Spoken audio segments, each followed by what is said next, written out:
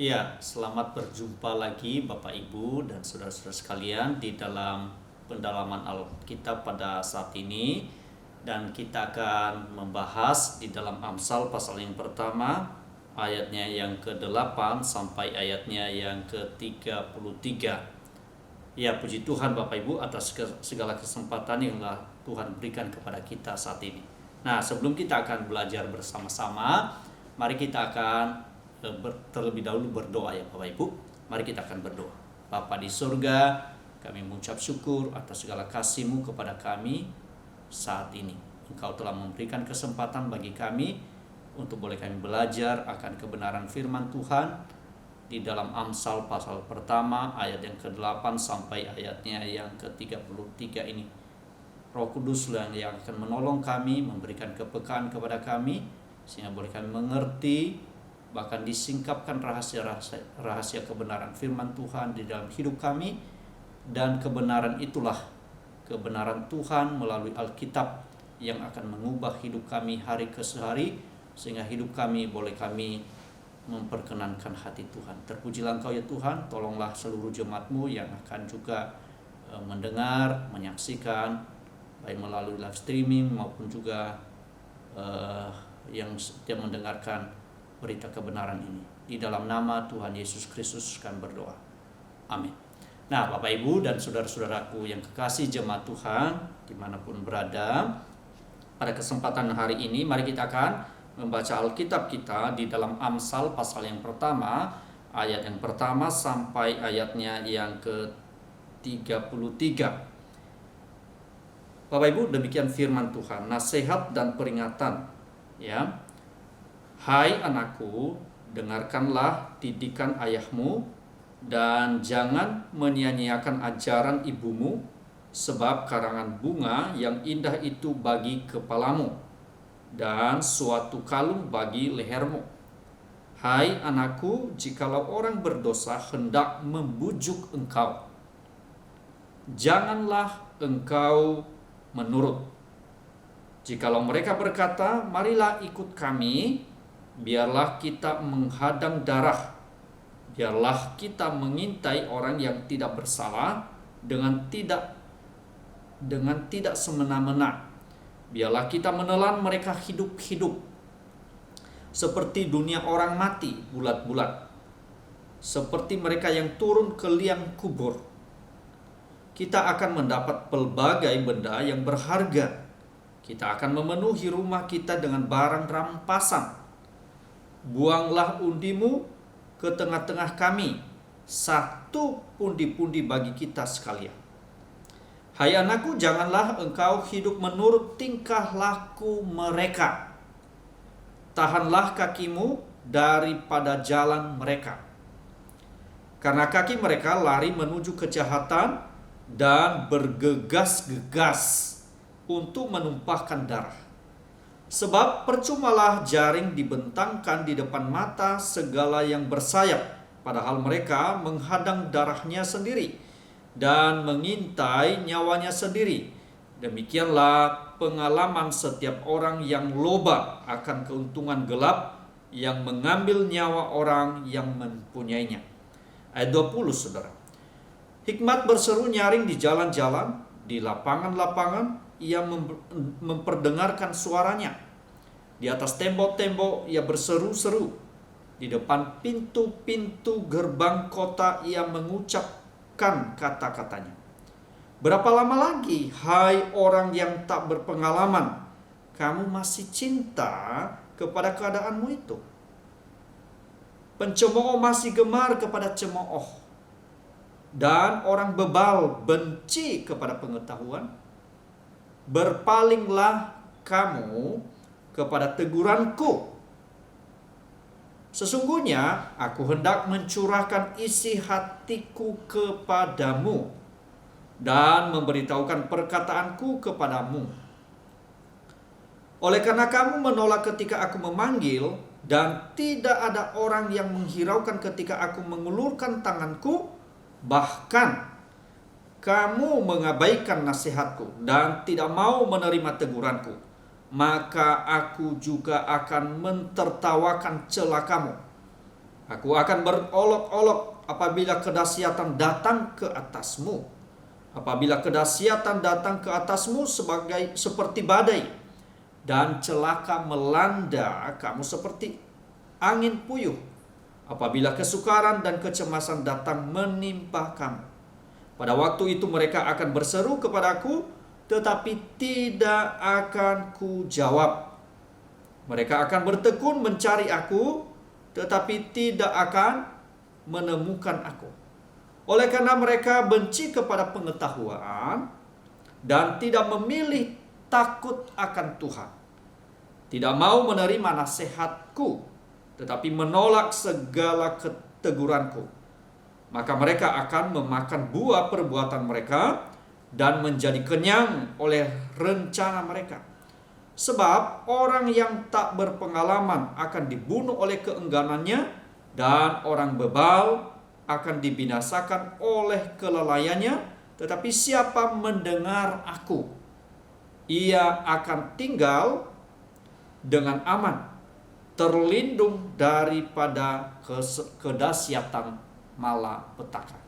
Nah, puji Tuhan Bapak Ibu jemaat Tuhan yang kekasih dimanapun berada, pada saat ini kita akan belajar di dalam bagian kebenaran firman Tuhan yang sudah kita baca tadi Bapak Ibu ya, dari ayat 8 sampai ayatnya yang ke-33. Nah, secara pertama saudara, di dalam bagian pertama ini kita akan belajar bagaimana nasihat Salomo itu, atau nasihat hikmat firman Tuhan lewat Salomo itu. Ya, di mana di dalam bagian atau di dalam ayat yang 8 sampai ayatnya yang ke-9 itu kita belajar tentang apa? Peringatan orang tua, ya. Nah, jadi hikmat itu diwariskan kepada orang muda oleh generasi yang lebih tua, saudara. Khususnya orang tua kepada anaknya.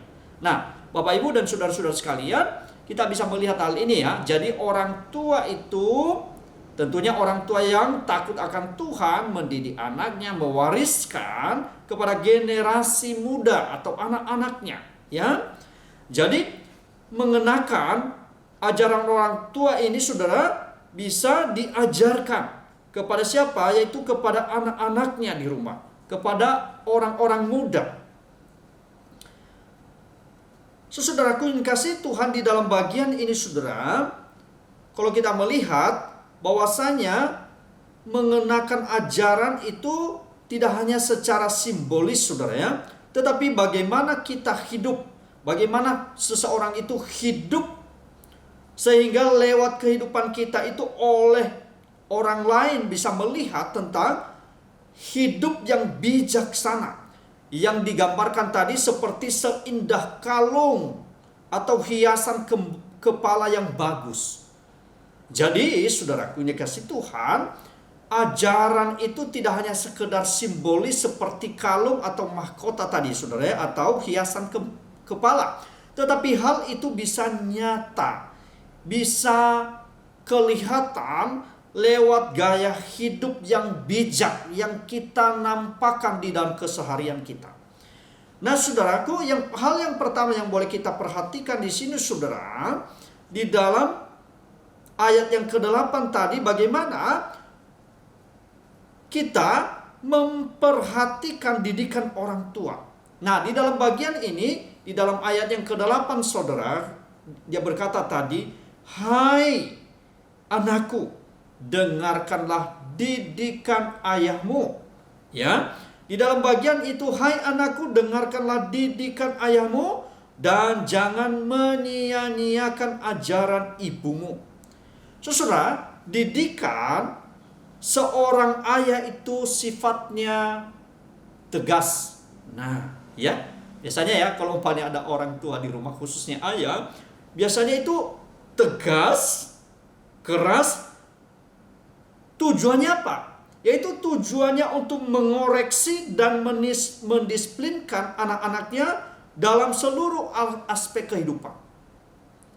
Ya, saudaraku, ini penting sekali ya. Orang tua itu secara khusus ayah di sini sifatnya itu tegas, disiplin, keras. Bertujuannya apa? Untuk apa? Mengoreksi dan mendisiplinkan anak-anaknya. di dalam seluruh aspek kehidupan.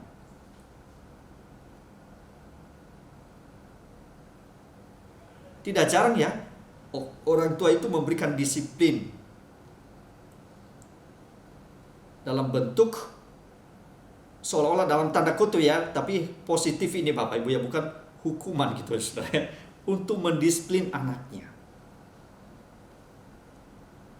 Hal ini bisa kita melihat saudara di dalam Amsal pasal yang ke-13 ayat yang ke-24.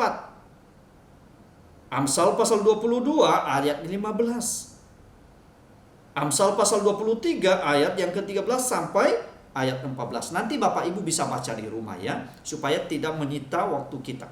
Tetapi saudara, kalau kita perhatikan, kadang-kadang disiplin itu dari ayat itu tegas. Tujuannya apa? Untuk mendisiplinkan anak-anaknya, melatih anak-anaknya, mengajar anak-anaknya.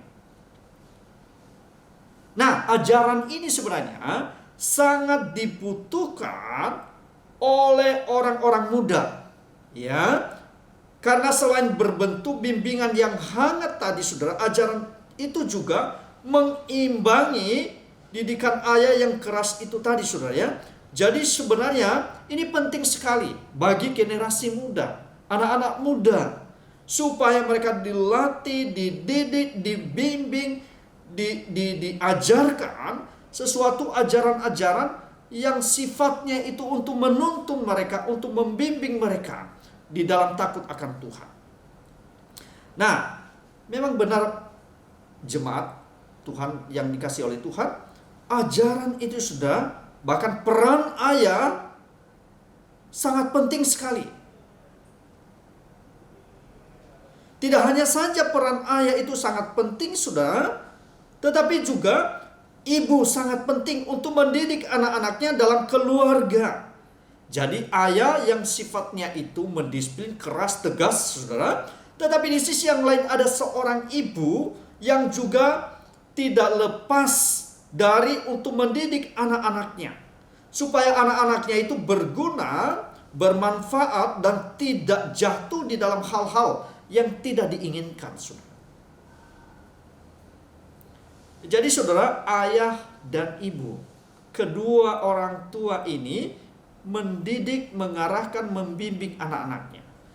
Ya, kalau kita melihat ya, ayah itu sifatnya tegas, ya, disiplin, ya, apalagi saudara ya,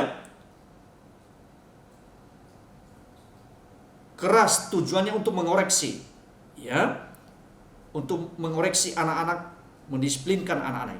Nah, ibu itu biasanya kasih sayang, saudara ya. Kita akan belajar hal itu. Maka saudaraku yang kasih Tuhan, hal yang pertama tadi memperhatikan didikan orang tua. Tidak boleh disepelekan. Tentunya didikan orang tua yang takut akan Tuhan. Ya. Yang kedua saudara, dari peringatan tadi atau kita harus perhatikan didikan orang tua. Yang kedua, manfaat didikan orang tua itu apa? Sehingga Amsal Salomo ini atau nasihat hikmat ini saudara, yang disampaikan atau dituliskan oleh Salomo melalui ilham dari Tuhan. Yang kedua, manfaat didikan orang tua di dalam ayatnya yang ke-9, dia berkata, sebab karangan bunga yang indah itu bagi kepalamu dan suatu kalung bagi lehermu. So, saudara, manfaat didikan orang tua itu bagaikan karangan bunga yang begitu indah. Digambarkan seperti tadi apa saudara? Seperti bunga di kepala atau hiasan atau seindah kalung. Nah, kalung dan karangan bunga merupakan hiasan mulia dan indah yang biasa digunakan orang muda Israel kuno, Bapak Ibu. Jadi mereka mengambil hal ini, gambaran sesuatu hal yang sangat begitu indah saudara. Jadi manfaat didikan orang tua itu bagaikan karangan bunga yang indah. Jika hal itu diterima dan dilakukan oleh orang anak yang telah dinasehati oleh orang tua yang takut akan Tuhan tadi, maka ada seorang yang memberikan satu statement. Dia mengatakan, Mungkin kita tidak perlu tahu pasti macam apa karangan bunga atau kalung yang disebut dalam ayat ini. Bukan itu intinya. Dan bukan itu hal yang penting. Tetapi yang terpenting dari ayat ini adalah ketaatan pada ajaran orang tua yang takut akan Tuhan tadi. Kan itu hanya gambaran tadi ya saudara, kalung dan juga tadi hiasan di kepala tadi, gambaran. Tapi yang penting di sini ketaatan seorang anak tadi yang mendengar nasihat dari orang tua tadi.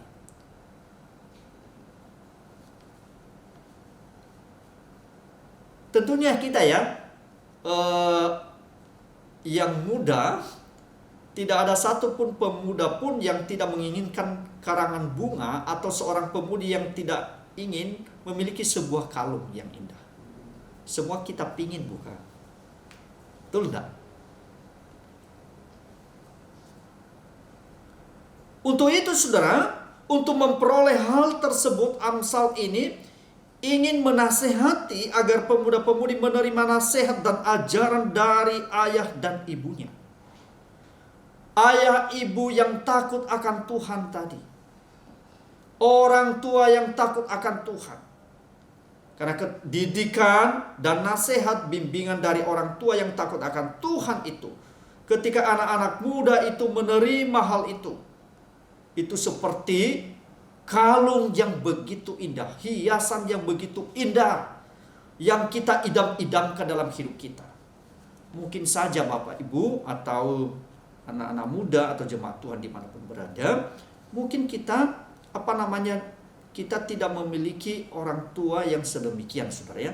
Tetapi kita mendapatkan didikan dari apa? Dari hamba-hamba Tuhan melalui kebenaran firman Tuhan, yang seharusnya itu menjadi satu yang kita nantikan dalam hidup kita. Kebenaran-kebenaran firman Tuhan yang menasehati kita seharusnya itu menjadi keinginan, kerinduan yang terus kita nantikan dalam hidup kita, karena merupakan sesuatu hal yang begitu indah ketika kita mendengar dan melakukan atau menerapkan di dalam kehidupan kita hari demi hari. Jadi saudara, apa yang boleh kita pelajari, aplikasi dalam kehidupan kita? Artinya apa? Orang tua yang hidup takut akan Tuhan pasti akan memberikan nasihat yang selaras dengan firman Tuhan. Kepada siapa? Kepada anak-anaknya, bahkan kepada siapapun. Sekali lagi Bapak Ibu, orang tua yang hidup takut akan Tuhan pasti akan memberikan nasihat bimbingan yang selaras dengan firman Tuhan. Dan di sisi yang lain, anak yang takut akan Tuhan pasti akan mentaati, mengasihi orang tuanya di dalam Tuhan. Jadi dua hal ini, orang tua mendidik, menasehati anak-anaknya, dan nasihat itu selaras dengan firman Tuhan. Sebaliknya, anak tadi yang takut akan Tuhan pasti akan mentaati, mengasihi dan melayani orang tua mereka di dalam Tuhan. Di dalam bagian yang kedua saudara, apa nasihat dari Salomo ini di dalam bagian kebenaran firman Tuhan? Kita masuk di dalam ayatnya yang ke-10. Kalau yang pertama tadi boleh kita melihat bagaimana peringatan orang tua, yaitu supaya kita memperhatikan didikan orang tua dan juga ada manfaat dari didikan orang tua. Nah, sekarang kita akan belajar dari nasihat hikmat ini, apa yang dia ingatkan kepada kita, apa yang dia peringatkan kepada kita. Yaitu yang kedua, dia mengatakan waspadalah terhadap nasihat orang berdosa. Di dalam ayatnya yang ke-10 Bapak Ibu ya. Hai anakku, jikalau orang berdosa hendak membujuk engkau, janganlah engkau menurut. Nah, saudaraku, di dalam bagian ini waspadalah terhadap nasihat orang berdosa. Maksudnya orang jahat. Ya. Bagian ini menggambarkan bahwasanya hai anakku, jikalau orang berdosa hendak membujuk engkau, janganlah engkau menurut. Nah, kalau kita perhatikan pada usia yang sangat muda di dalam kehidupannya, orang muda itu berhadapan dengan bujukan untuk berbuat dosa. Yang kadang-kadang semangatnya yang tak terkendalikan itu sebenarnya bisa dikontrol, Saudara. Tetapi bisa juga sebaliknya, Saudara. Semangat yang energik tadi, yang punya potensi tadi, bisa itu juga mencelakakan dirinya, Saudara, ya. Maka tidak heran Salomo di dalam bagian kebenaran firman Tuhan itu untuk menasehati, membimbing, memperingatkan, supaya apa? Supaya anak-anak, bahkan setiap orang percaya itu supaya tidak lalai atau terlena bujukan dari orang-orang yang memalingkan wajah kita, memalingkan perhatian kita dari jalan-jalannya Tuhan. Ya. Karena daya tarik untuk berbuat jahat itu sangat besar sekali. Godaan itu, Saudara, untuk mengalihkan perhatian kita, bahkan memalingkan perhatian kita dari jalan-jalannya Tuhan itu begitu besar sekali. Keinginan seseorang itu untuk memiliki segala sesuatu di dalam hidupnya itu sangat besar sekali dengan cara-cara yang tidak benar. Peluangnya itu besar sekali. Saudaraku yang dikasihi Tuhan, kalau anak muda itu, maksudnya setiap orang percaya yang digambarkan, hai anakku, tidak hanya saja sebenarnya berlaku untuk anak-anak muda hal ini, tetapi semua orang percaya. Jikalau kita tidak berhati-hati, bisa kita dialihkan perhatian kita, ya, kepada hal-hal yang membuat kita jauh dari Tuhan. Nah, ada dua hawa nafsu yang tidak masuk akal yang mereka lakukan di dalam bagian ini, Saudara, ya. Pada orang-orang jahat ini, orang-orang berdosa tadi yang digambarkan oleh Amsal ini, atau yang diberitahukan oleh Amsal ini, atau dari Amsal Salomo ini, yang mengatakan, lihat dari tindakan mereka, kekejaman mereka. Mereka haus darah dan tidak segan mengorbankan kepentingan, bahkan nyawa orang lain, guna mencapai tujuan mereka, Saudara. Wah, kalau umpamanya kita terlena, terbuai dari rayuan gombalnya, Saudara, atau bujuk rayunya, Saudara, maka tidak heran banyak orang untuk apa? Terjerumus di dalamnya. Mereka tidak sadar dibawakan di dalam rayuan gombalnya orang-orang jahat tadi, sehingga bisa kita terperangkap di dalamnya. Saudara, mereka haus darah, tidak segan mengorbankan kepentingan, bahkan nyawa orang lain guna mencapai tujuan mereka. Enggak nanggung-nanggung ini, Saudara. Menghadang darah orang yang tidak bersalah, menghalalkan berbagai macam cara. Jadi motif mereka itu yang dikembangkan ialah perampokan.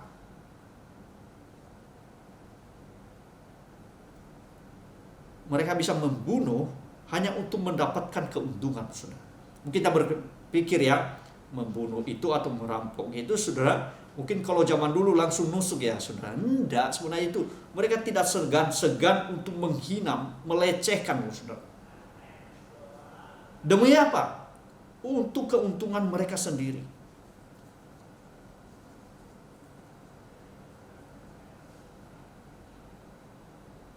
Membunuh karakter orang, menghina orang.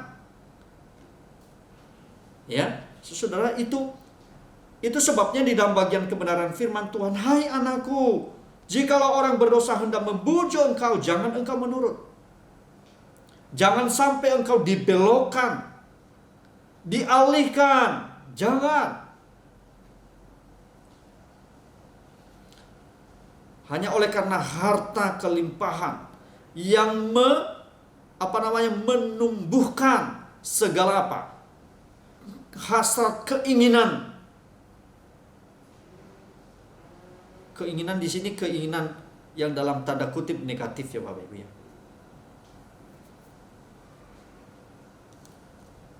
Saudaraku, bagian ini sangat tegas sekali. Supaya waspada terhadap nasihat orang berdosa. Orang-orang munafik, orang-orang fasik, waspada terhadap mereka. Tidak heran saya bacakan di dalam ayat yang ke-11, Bapak Ibu dan saudara-saudara sekalian. Jikalau mereka berkata, marilah ikut kami, biarlah kita menghadang darat, biarlah kita mengintai orang yang tidak bersalah dengan tidak semena-mena. Biarlah kita menelan mereka hidup-hidup seperti dunia orang mati, bulat-bulat seperti mereka yang turun ke liang kubur. Kita akan mendapat berbagai benda yang berharga. Kita akan memenuhi rumah kita dengan barang-barang rampasan. Buanglah undimu ke tengah-tengah kami, satu pundi-pundi bagi kita sekalian. Hai anakku, janganlah engkau hidup menurut tingkah laku mereka. Tahanlah kakimu daripada jalan mereka. Dan seterusnya. Saudara, bisa kita perhatikan ini ya. Semangat hedonismenya mereka itu, saudara, yang tidak terkontrol. Hawa nafsu mereka yang menggebu-gebu, yang tidak terkendalikan, yang motif mereka menghalalkan berbagai macam cara. Mereka tidak segan-segan untuk melakukan tindakan-tindakan pembunuhan, tindakan-tindakan untuk meremehkan orang lain, menghina orang lain, mengambil yang bukan miliknya.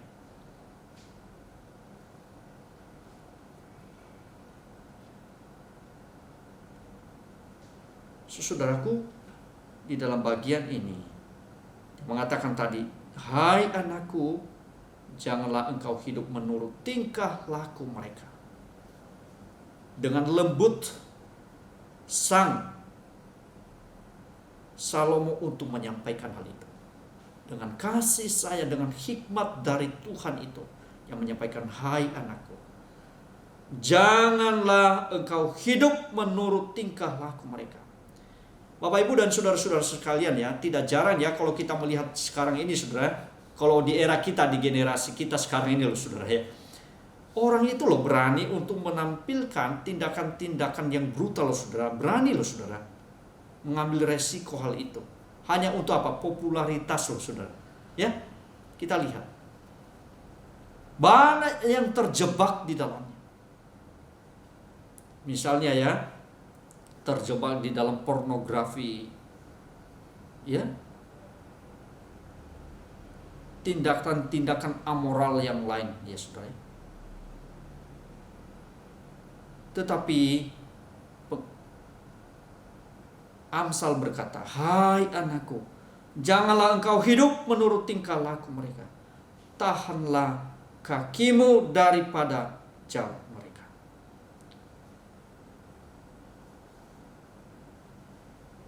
Artinya apa, saudara? Bahwasanya jauhkanlah dirimu dari semuanya itu. Karena apa? Karena itu akan membawa kepada kehancuran. Membawa kepada apa? Kesukaran. Membawa kepada malapetaka dan kebinasaan. Selalu endingnya kepada apa? Kepada kesukaran, malapetaka dan kebinasaan. Dan itu disebabkan di sana dikatakan, saudara. Sebab percumalah jaring dibentangkan di depan mata segala yang bersayap, padahal mereka menghadang darahnya sendiri dan mengintai nyawanya sendiri. Demikianlah pengalaman setiap orang yang loba akan keuntungan gelap, yang mengambil nyawa orang yang mempunyai. Saudara, konsekuensi dari atau ending itu akhirnya apa? Orang-orang tadi yang tidak mau membuka hatinya, yang mau mendengar bujukan rayuan dari orang-orang jahat tadi, orang-orang fasik tadi. Ujungnya itu loh, saudara, ada jurang, ada malapetaka, kesukaran dan kebinasaan. Sebenarnya itu ketidakbahagiaan, kengerian, endingnya itu kengerian, kesedihan.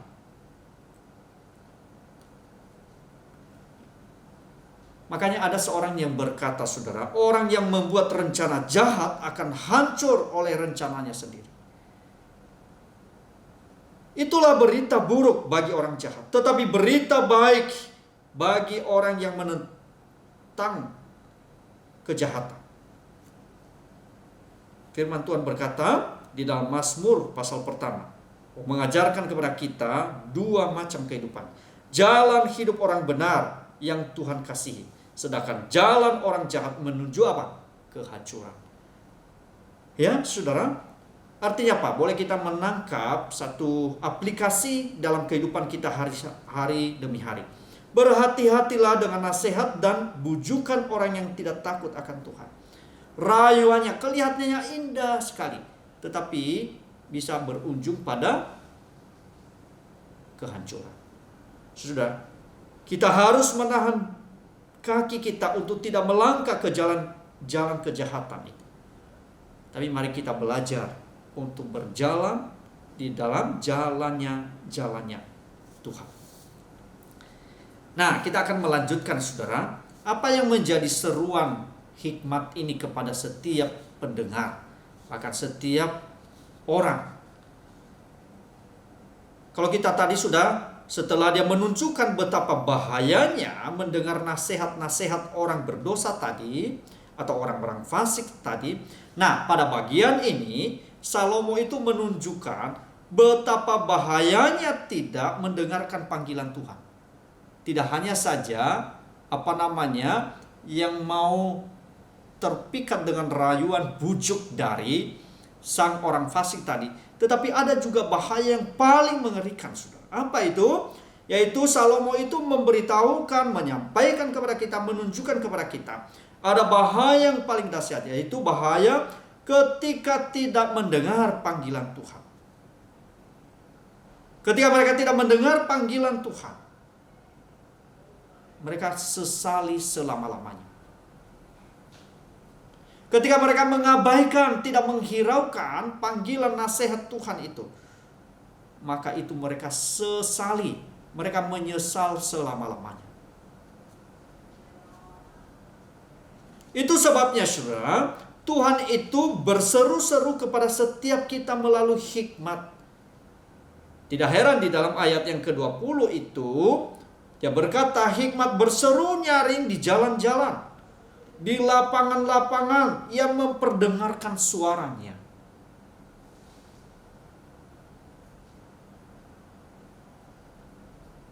Nah, kalau kita melihat hal ini, para saudara, di dalam Amsal juga ya, Amsal yang ke-8 ayat pertama sampai 3. Bukankah hikmat berseru-seru dan kepandaian memperdengarkan suaranya? Di atas tempat-tempat yang tinggi, di tepi jalan, di persimpangan jalan-jalan, di sanalah ia berdiri, di samping pintu-pintu gerbang, di depan kota, pada jalan masuk ia berseru dengan nyaring. Luar biasa.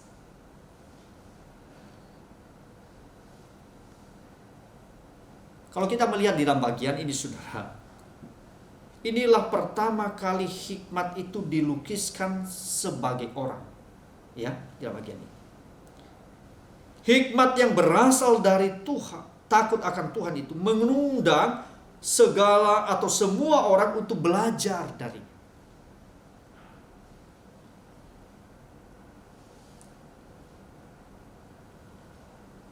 Makanya ada seorang yang berkata bahwasanya kata yang digunakan di sini adalah kata jamak, yaitu hikmat-hikmat. Sebab sama seperti ada hikmat tak terbatas pada Tuhan, demikian pula ada berbagai ragam hikmat Allah. Tuhan itu memperdengarkan hal itu. Tapi alangkah celakanya jikalau ketika diperdengarkan tentang hal itu kepada setiap orang, mereka seolah-olah mengabaikannya, menutup telinganya, tidak mau menerimanya. Itu adalah sesuatu hal yang disesali selama-lamanya. Jadi mendengar bahaya ini, jikalau tidak mendengar dan tidak melakukan tentang panggilan dari seruan hikmat itu adalah mereka sesali selama-lamanya di dalam hidup mereka. Jadi saudara, Tuhan itu berbicara kepada anak-anak manusia melalui apa? Berbagai macam hikmat. Dan sama seperti dalam setiap kehendak Tuhan, ada hikmat kebijaksanaan. Demikian pula dalam setiap perkataannya Tuhan. Saudara, pada umumnya hikmat itu menyatakan diri secara terbuka ya saudara. Secara transparan, secara umum, di jalan-jalan dan di pasar-pasar saudara. Sedangkan kebodohan dan kejahatan itu menyatakan diri secara rahasia, secara sembunyi-sembunyi dan diam-diam. Dia nggak berani untuk apa? Untuk menyampaikannya secara terbuka. Kebenaran itu secara terbuka, disampaikan secara terbuka. Tidak dengan sembunyi-sembunyi. Disampaikan kepada semua orang. Bukankah itu yang dilakukan oleh para nabi juga, memberitakan nubuatnya di jalan-jalan dan di tempat-tempat umum? Tidak ada yang disembunyikan ya. Disampaikan kepada semua. Artinya apa saudara? Kebenaran dan kesucian hidup tidak perlu disembunyikan. Undangan untuk hidup kudus dan dapat diumumkan secara terbuka kepada siapa saja. Hal yang sama juga, hikmat juga diserukan di atas tembok-tembok, di depan pintu-pintu gerbang kota. Artinya terbuka kepada siapa saja. Disampaikan dan diserukan kepada siapa saja. Nah, Bapak Ibu dan jemaat Tuhan yang dikasihi Tuhan, di zaman kuno itu orang biasanya berkumpul di tempat-tempat umum ini saudara ya. Jadi para pemimpin kota mengadili berbagai macam kasus itu dan membuat keputusan penting itu bukan di tempat-tempat tersembunyi, tetapi di depan pintu-pintu gerbang. Ya, artinya keterbukaan, transparansi itu. Tidak hanya saja itu pada zaman itu saudara ya, zaman kuno. Pemerintahan dan para hakim yang adalah wakil Tuhan itu juga mereka menyerukan agar apa? Agar orang banyak bertobat dan memperbaharui diri mereka. Nah, di dalam Alkitab kita, Kristus sendiri adalah hikmat. Sebab di dalam dia adalah tersembunyi segala harta hikmat dan pengetahuan. Kristus itu loh sendiri adalah hikmat. Dan di dalam Kristus tersembunyi segala harta hikmat dan pengetahuan. Makanya kita harus mengenal Kristus yang telah dinyatakan kepada kita. Kristus juga adalah Sang Firman yang kekal. Yang juga apa? Yang berseru-seru kepada orang-orang berdosa agar mereka bertobat. Mendengar panggilannya. Kristus itu mengajar kita secara terang-terangan loh Bapak Ibu, bukan secara sembunyi-sembunyi, secara terang-terangan dan tidak pernah berbicara sembunyi-sembunyi. Ia dengan gamblang menyampaikan.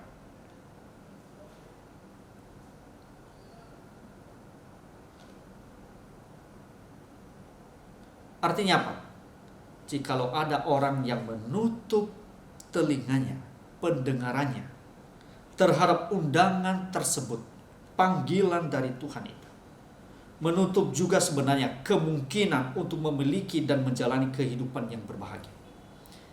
Ketika sekali lagi Bapak Ibu, ketika orang menutup telinganya tentang kebenaran Kristus itu, yang adalah hikmat itu sendiri, sesungguhnya dia sedang menutup jalan kehidupan yang berbahagia. Dia sedang menutup jalan kehidupan yang berkelimpahan di dalam Tuhan itu.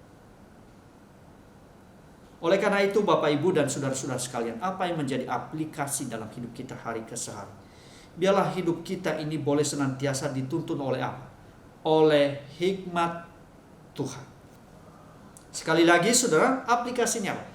biarlah hidup kita hari demi hari boleh senantiasa dituntun oleh hikmat Tuhan.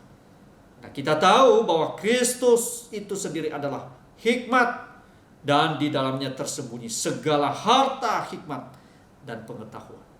Bapak Ibu bisa membaca di dalam Kolose pasal kedua ayat yang ketiga, ya saudara, nanti di rumah. Ya. Nah, kita akan melanjutkan apa yang menjadi nasihat hikmat dari bagian ini. Kita akan melanjutkan di dalam ayatnya yang ke-22, saudara, ya. Ayat yang ke-22 berkata demikian. Berapa lama lagi, hai orang yang tak berpengalaman, kamu masih cinta kepada keadaanmu itu? Pencemooh masih gemar kepada cemooh, dan orang bebal benci kepada pengetahuan. Berpalinglah kamu kepada teguranku, sesungguhnya aku hendak mencurahkan isi hatiku kepadamu dan memberitahukan perkataanku kepadamu. Saudara, kalau kita melihat dari nasihat Salomo di dalam bagian kebenaran firman Tuhan, kita melihat 3 golongan orang di sini. Ya. Tadi kalau kita melihat setelah dia hikmat menegur orang-orang berdosa atas kebodohan dan kekerasan hati mereka untuk terus bersikap bodoh. Nah, di sini kita melihat di dalam ayat yang ke-22 ini kita sudah melihat orang yang pertama itu orang yang tak berpengalaman, mereka terbuka bagi segala pengaruh baik atau jahat. Nah, di dalam ayat yang keempat hal itu. Akan tetapi, saudara, orang yang dibicarakan di sini menolak hikmat yang ditawarkan, dan dengan demikian tetaplah dalam pengalamannya. Jadi kalau kita melihat kata ini mendapat arti yang tidak baik, saudara, ya, di dalam poin yang pertama.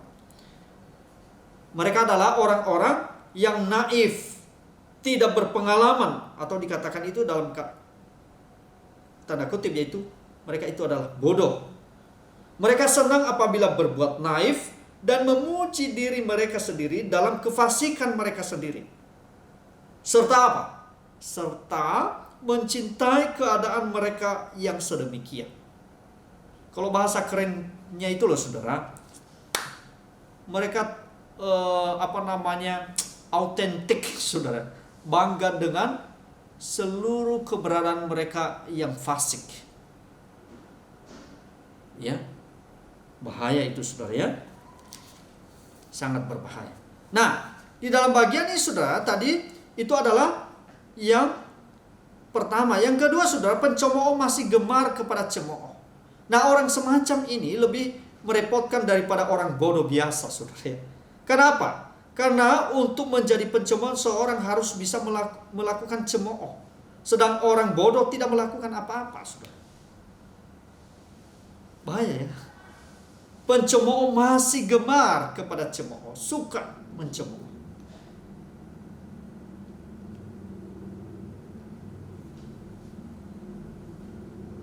Dia mencemooh orang lain, padahal dia tidak sadar bahwa dirinya sendiri adalah orang-orang yang bodoh juga.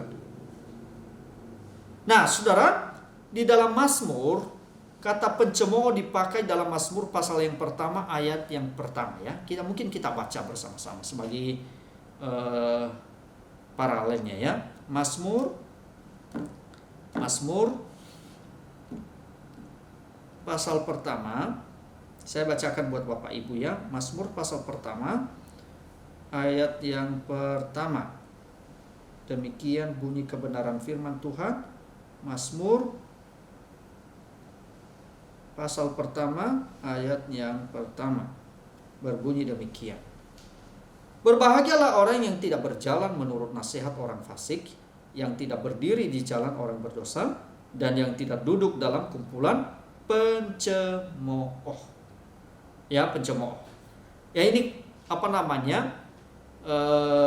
bagian paralel, ya, saudara, dengan orang-orang fasik dan orang-orang berdosa. Nah, mereka adalah orang-orang yang sombong sebenarnya, yang senang menjelek-jelekan semua orang di sekeliling mereka, mengolok-olok segala sesuatu yang mereka temui. Makanya ada seorang yang berkata, saudara, bahwasanya di dalam bagian ini, saudara, orang-orang ini saudara, para pencemooh agama, saudara. Atau orang-orang di sini sebenarnya orang-orang yang tidak sudi, tidak sudi tunduk pada hukum-hukum Kristus. Mereka tidak sudi untuk apa? Kepada teguran-teguran serta peringatan-peringatan firman Tuhan sebenarnya. Dan apa? Dan bangga dalam menghancurkan segala sesuatu yang suci dan sakral. Jadi orang-orang ini sebenarnya suka untuk apa? Tidak mau tunduk, tidak sudi untuk apa? Untuk tunduk kepada hukum-hukum Kristus dan kebenaran-kebenaran firman Tuhan, peringatan-peringatan firman Tuhan itu. Jadi mereka abai,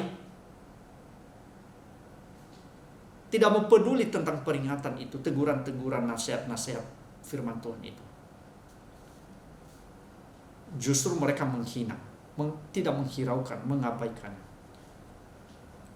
Yang ketiga saudara, di dalam bagian ini 3 golongan, yaitu orang bebal yang benci kepada pengetahuan. Ketiga itu yaitu orang bebal yang benci kepada pengetahuan. Saudara, tidak ada orang yang membenci pengetahuan kecuali orang bebal ya. Mereka benci untuk dididik, padahal hanya pengetahuan yang dapat membawa mereka terhindar dari malapetaka. Tetapi anehnya, orang-orang bebal, mereka justru benci dengan semuanya itu. Tidak ada orang, tidak ada orang yang membenci pengetahuan kecuali orang bebal. Sekali lagi sebenarnya, mereka benci untuk dididik, padahal hanya pengetahuan yang dapat membawa mereka terhindar dari malapetaka. Nah, orang bebal tidak suka mendengar hikmat. Kenapa? Hikmat seperti terang yang menyinari kebodohannya. Ya, jadi saudaraku yang dikasihi Tuhan, orang bebal tidak suka mendengar hikmat. Karena dia mendengar hikmat itu, karena gambaran itu loh saudara, seperti terang tadi yang menyorot kehidupannya, menyingkapkan segala apa sebenarnya, segala cacat celahnya saudara. Tapi dia tidak mau, dia tidak sudi untuk disingkapkan hal itu.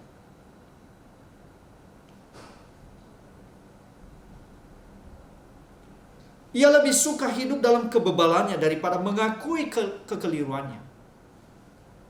Sekali lagi Bapak Ibu, orang seperti ini ia lebih suka hidup dalam kebebalannya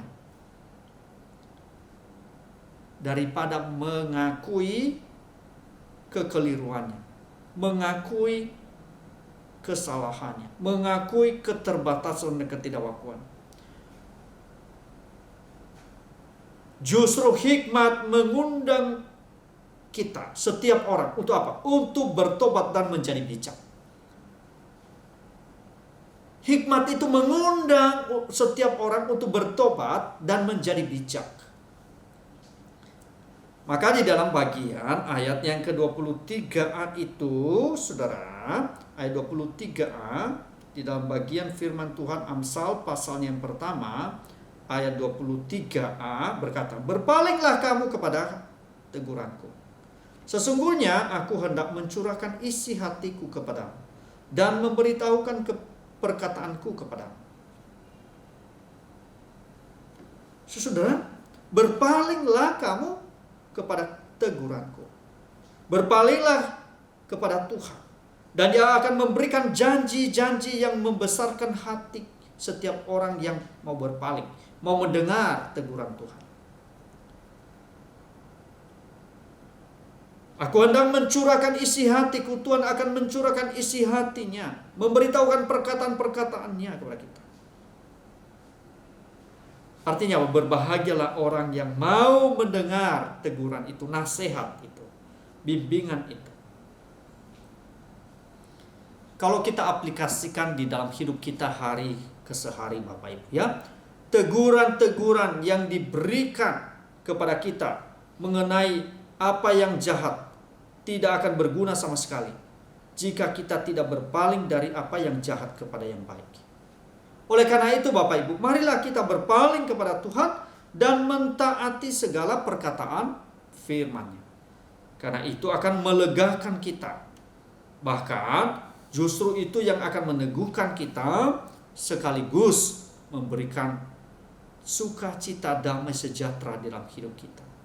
Sehingga boleh kita membedakan mana yang baik dan mana yang jahat.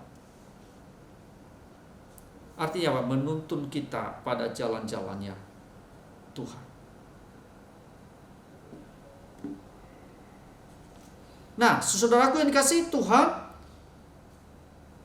kalau demikian, kalau sudah kita diajak tadi untuk mendengar, sehingga kita mendapatkan hal-hal yang baik dari Tuhan, hal-hal yang menuntun kita di dalam jalan-jalan yang jalan kebahagiaan itu, bahkan hidup dalam kelimpahan dalam Tuhan itu, maka saudara, dia juga memberikan satu peringatan akibat menolak hikmat dari Tuhan itu. Nah, di dalam bagian ayatnya yang ke-24 sampai 33 itu ada satu akibat untuk menolak hikmat Tuhan. Nah, bagian ini menyatakan hukuman bagi mereka yang tetap bersikeras menolak hikmat yang diberitakan. Nah, saudara, hikmat hanya diberikan kepada orang yang takut akan Tuhan. Sedangkan orang yang berhenti takut akan Tuhan adalah orang yang mengabaikan nasihat, tidak mau menerima teguran tadi, saudara. Maka mereka juga menerima konsekuensi dari apa? Dari hati yang bebal tadi. Dari akibat mereka menolak hikmat Tuhan. Orang yang tidak mengenal kesalahannya sendiri adalah orang bodoh. Lebih bodoh lagi kalau sudah tahu kesalahan tetapi menetapkan untuk tidak mau memperbaiki diri. Nah, kita melihat saudara, kitab Amsal itu menekankan bahwa Tuhan telah menetapkan standar mutlak mengenai kebenaran, mengenai benar dan salah. Jadi mengabaikan berarti mendatangkan akibat-akibat yang menyedihkan dalam hidup mereka. Makanya ada seorang yang menyatakan, memberikan satu pernyataan, saudara. Dia berkata, ketidakpatuhan pasti diikuti oleh malapetaka. Dan pada saat itu terlambatlah untuk mencari pertolongan dari hikmat surgawi. Maksudnya kesempatan ini udah terlewat.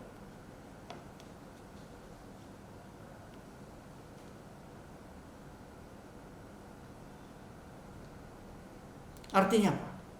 Orang-orang menolak tadi, mereka akan menuai dari hasil penolakan mereka terhadap hikmat Tuhan itu, yang adalah mereka menolak firman Tuhan itu sendiri.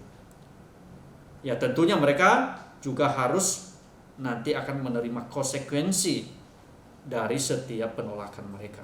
Ya, itu sebabnya di dalam ayatnya yang ke-27, ya,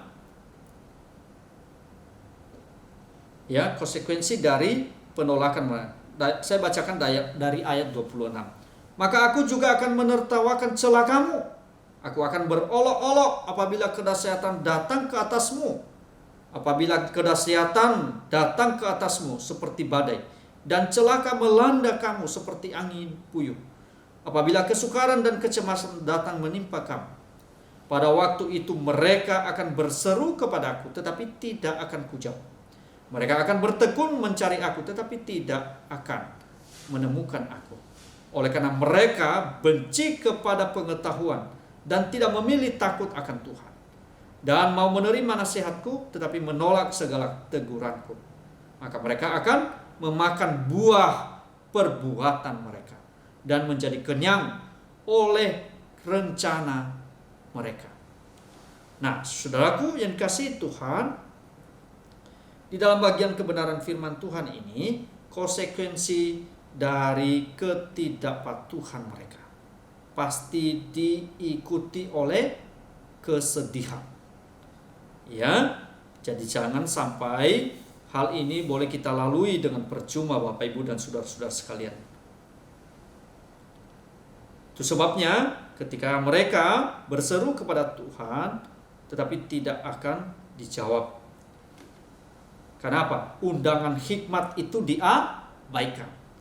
Undangan hikmat itu dikesampingkan Artinya apa? Kesempatan itu sudah lewat, Bapak Ibu ya. Nah, kesempatan untuk mengubah diri sendiri sudah tidak ada lagi. Kenapa? Kesempatan itu sudah lewat, Bapak Ibu. Maka jika kita menolak undangan Tuhan, maka akan ada masanya ketika pintu anugerah itu sudah ditutup. Sebenarnya ini adalah satu kesempatan panjang sabarnya Tuhan untuk menantikan kita untuk datang kepada Tuhan, untuk menerima hikmat dari Tuhan itu dan mengaplikasikan dalam hidup kita. Karena ada saatnya tidak ada lagi kesempatan untuk apa? Untuk menerima hal itu, saudara. Kalau diumpamakan itu pintunya itu udah ketutup, Bapak Ibu. Bagaimanapun kamu gedor-gedor, saudara, dia sudah kunci, maka tidak ada satupun yang bisa membuka. Ya, dan itu endingnya itu kesedihan, saudara ya. Disesali selama-lamanya. Mungkin saja setiap kita Kristus itu sudah mengetuk pintu hati kita, saudara. Tetapi kalau kita menunda undangan keselamatan itu, maka ketukan itu semakin apa? Semakin lemah. Sehingga sampai akhirnya pengharapan keselamatan itu akan lenyap. Karena kita membiarkan hati kita menjadi apa? Kebal. Lambat laun, saudara. Hati tadi yang mungkin tidak mau menghiraukan hikmat Tuhan, hikmat dari Tuhan, atau hikmat itu sendiri. Lambat laun apa? Tambah keras, tambah keras, tambah keras. Menjadi apa? Menjadi batu, saudara. Ya, dan itu kesempatan sudah hilang, maka itu adalah menyedihkan. Nah, saudara, orang-orang sedemikian mereka akan menikmati kesedihan. Tetapi ada kabar beritanya, kabar berita yang sukacita, kabar sukacita. Apa, saudara? Bagi mereka yang menerima hikmat tadi, memperhatikan hikmat itu, peduli dan menjalani hikmat itu. Dikatakan sebaliknya, orang-orang yang memperhatikannya, orang-orang yang sungguh-sungguh mendengarkannya. Apa janji Tuhan? Di dalam hikmat yang ditulis oleh Salomo ini dikatakan sebaliknya, orang yang memperhatikan hikmat akan aman dan menjalani hidup yang berbahagia. Itu ayat 33 loh, saudara. Itu ditutup di dalam ayat ini. Jadi tidak secara kebetulan bagian ini, saudara, tetapi memang benar-benar ditutup. Bahwasanya mereka yang mendengar tadi, yang tidak mau abai tentang hikmat itu. Siapa yang mendengar, ia akan tinggal dengan aman, terlindungi daripada kedahsyatan malapetaka. Oleh karena itu, saudara, aplikasi dalam kehidupan kita, hiduplah senantiasa dalam takut akan Tuhan. Jangan menutup telinga dan mata terhadap peringatan Tuhan. Bersandarlah kepada Tuhan senantiasa, Ia akan memberikan kita keselamatan, sehingga kita tidak perlu khawatir akan apapun juga dalam kehidupan ini. Karena Dia akan menuntun dan memelihara hidup kita, akan menjaga kehidupan kita dari segala hal yang menjauhkan kita dari Dia. Ingat Bapak Ibu, tidak ada satupun yang dapat memisahkan kita dari kasih-Nya. Oleh karena itu bergantunglah, dengarkanlah hikmat Tuhan. Dengarkanlah firman, peringatan firman-Nya di dalam hidup kita. Amin. Mari kita berdoa. Tuhan Yesus, terima kasih kebenaran firman Tuhan yang telah kami dengar pada saat ini. Berkati seluruh jemaat-Mu dan berkati juga hamba-Mu, dan biarlah boleh kami juga bertemu kembali di dalam pendalaman Alkitab berikutnya. Terpujilah Engkau ya Tuhan, Roh Kudus yang terus memberikan kekuatan kepada kami, anak-anak-Mu ini ya Tuhan, terlebih-lebih kepekaan dan kekuatan untuk boleh kami melakukan di dalam hidup kami hari ke hari. Di dalam nama Tuhan Yesus kami berdoa. Amin.